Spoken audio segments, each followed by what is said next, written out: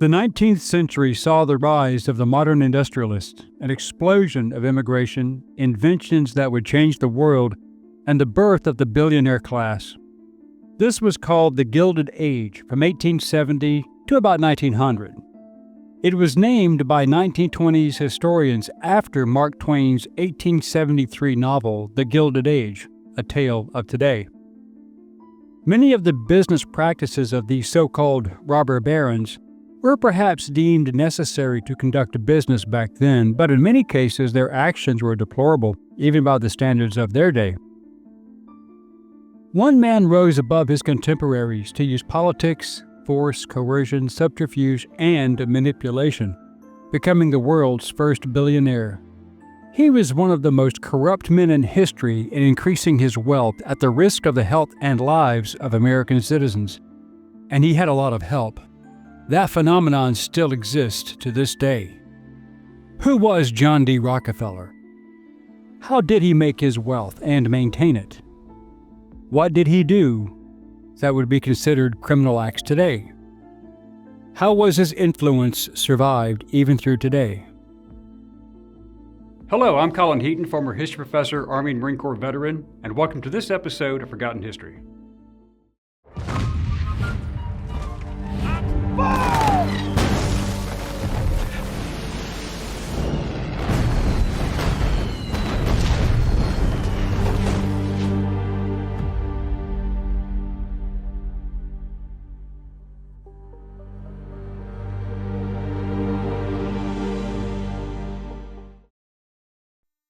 John Davison Rockefeller Sr. was born on July 8, 1839 in Richford, New York. He became an assistant bookkeeper at age 16 and entered into the business world and made good investments, joining in partnerships beginning at age 20. Many of his business partners were connected to the Freemasons, but there is no evidence that Rockefeller was ever a member. With his own money and family support, he engaged in the oil business, drilling in some cases, but primarily oil refining. And then he founded the Standard Oil Company in 1870 and managing the company until 1897. By 1900, Rockefeller controlled about 90% of all the petroleum production in the United States, and his research teams created the first plastics, gasoline for internal combustion engines, which brought himself and Henry Ford quite close together, as well as Andrew Carnegie, the steel magnate, all as business partners.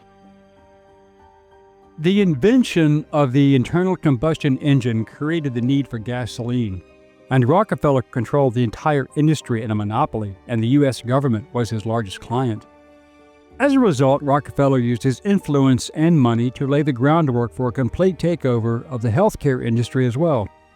Using his political contacts, who were essentially on his payroll for their elections, he had natural healing methods banned, doctors thrown into prisons, and hospitals and clinics threatened with being shut down if they did not follow his game plan. And here's how he did it.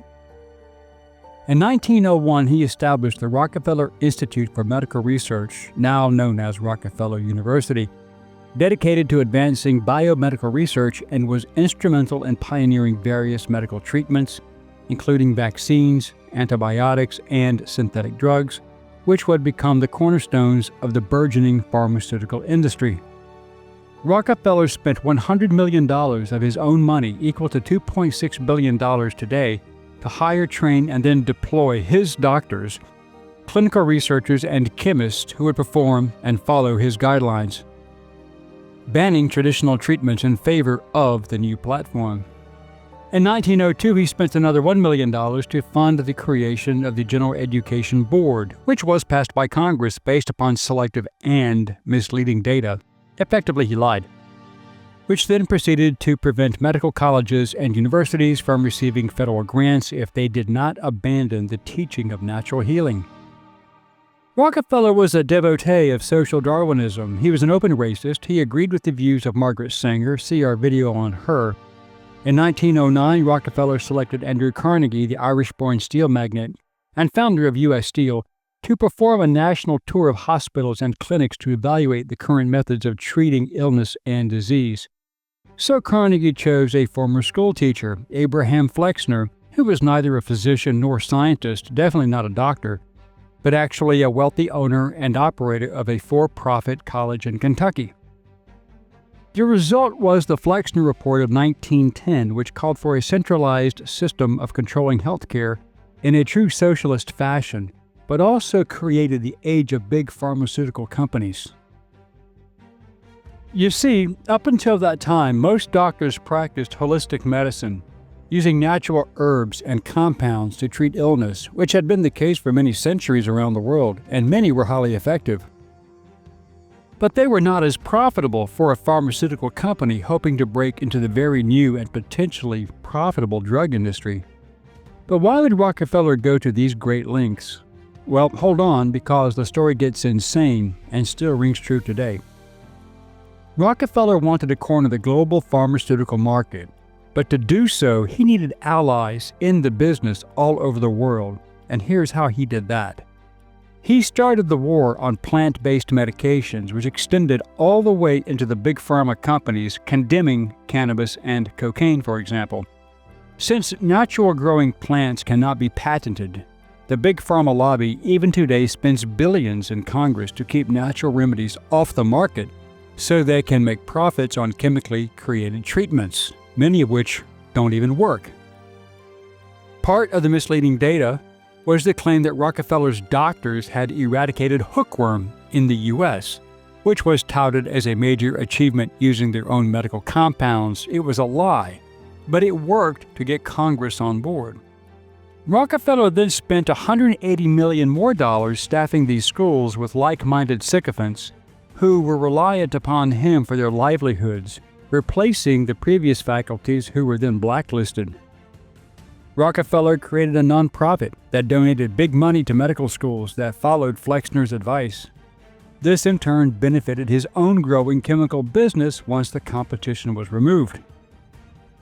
We saw this major conflagration during the COVID-19 pandemic when Big Pharma coerced Congress and President Joseph Biden to condemn much cheaper, safe, readily available, and proven remedies such as hydroxychloroquine and ivermectin in favor of an experimental and now proven failed vaccine that was cheap to produce but patented for profit. The Biden administration then fired and had social media outlets censor medical experts who challenged the Dr. Fauci platform and see our video on him. It was all about the dollars, healthcare and lives be damned. Rockefeller then began producing his own medicines with a petroleum base, meaning oil, which is a known carcinogen, and most of these were highly addictive. Traditional herbal treatments were then labeled as alternative, and he lobbied and bribed politicians to have them banned as unscientific quackery. Then he got the insurance companies on board to ban payments for such treatments. He did this also by taking control of the American media, with the collusion of the great newsmen of the day, Joseph Pulitzer and William Randolph Hearst, who helped spread his propaganda as all would see a profit. He also took over the American Medical Association, where he could control what was being taught in medical schools and push his doctrine that supported his own poison pill business, eliminating natural healing from the curriculum. Doctors and professors who challenged this new orthodoxy were fired, banned from teaching and practicing medicine, and their licenses were revoked.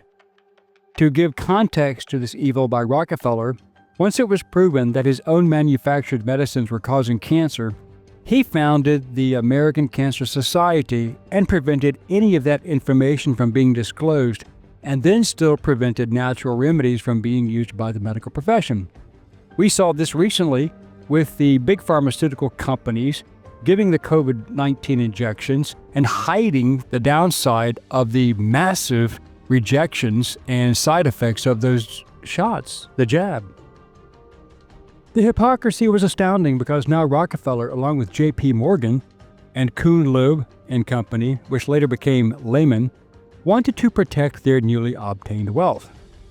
They all worked with Nelson Aldrich to create the Federal Reserve System in 1913 under Woodrow Wilson, and see our video on him, to whom they contributed heavily to both of his campaigns.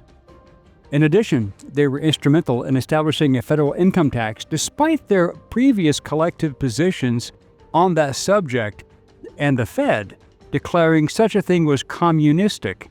Ironically, Aldrich's daughter was also married to one of Rockefeller's sons. So why the great change in their opinion? Simple. Exemptions. It should be noted that Rockefeller and his cronies, who first opposed the Fed and see our video on that subject, is very much like Bill Gates today, as most of these gigantic pharmaceutical companies and banks have since created tax-exempt foundations wherein they donate massive amounts of their corporate shares to not only avoid income taxes and capital gains taxes, but also estate taxes, and the money goes to bribe members of Congress. They supported the creation of the Fed and IRS, control of Big Pharma and healthcare, while still supporting the legislature that created laws that they were exempt from. Rockefeller was the godfather of this lethal corruption.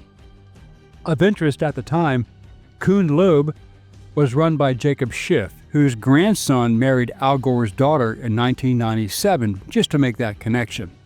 The families so famous in politics today are connected through this criminal connection. In 1930, Salmon P. Chase became involved, and Chase Bank bought Equitable Trust Company of New York, whose largest shareholder was, you got it, John Rockefeller Jr., making Chase the largest bank in the world and Rockefeller the most powerful man in the oil and drug business. So it was a family affair. So in 1939, Rockefeller created a business partnership with the German company IG Farben, the parent company of Bayer. It should be noted that Auschwitz was the largest mass extermination factory in human history. However, few people are aware that Auschwitz was 100% subsidiary of IG Farben. Well, when it came to the Holocaust, Rockefeller's company was a willing partner.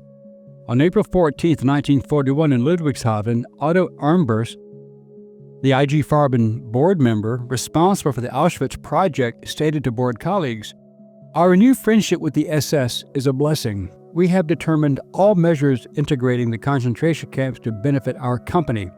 And who was their major benefactor? You got it, John D. Rockefeller Jr. What he was referring to was the production of a pesticide called Zyklon B, which was being used on crops and as a household insecticide, but was being phased out due to health concerns.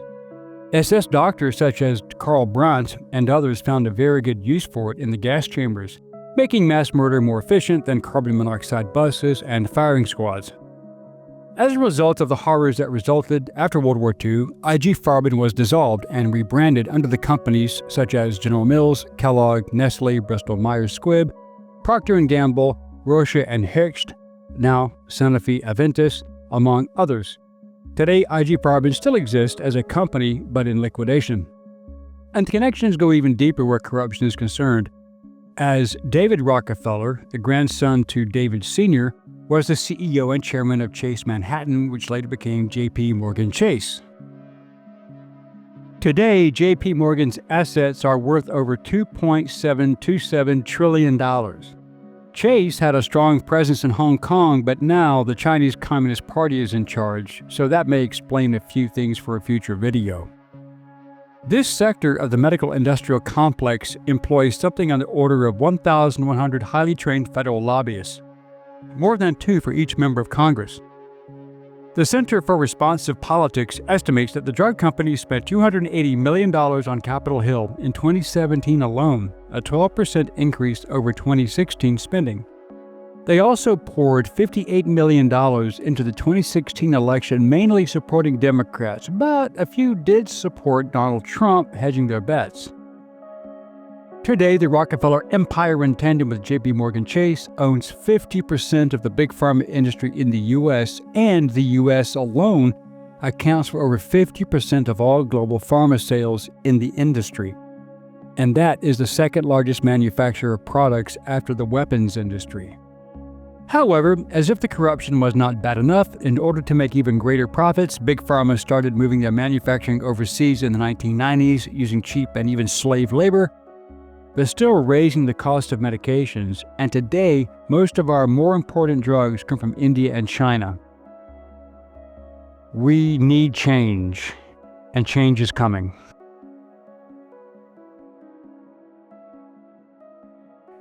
Thank you for watching this episode of Forgotten History. If you liked what you saw, please click like, share, and subscribe. And if you would like to assist with the ever-increasing cost of production, please consider becoming a channel member and joining our Patreon page.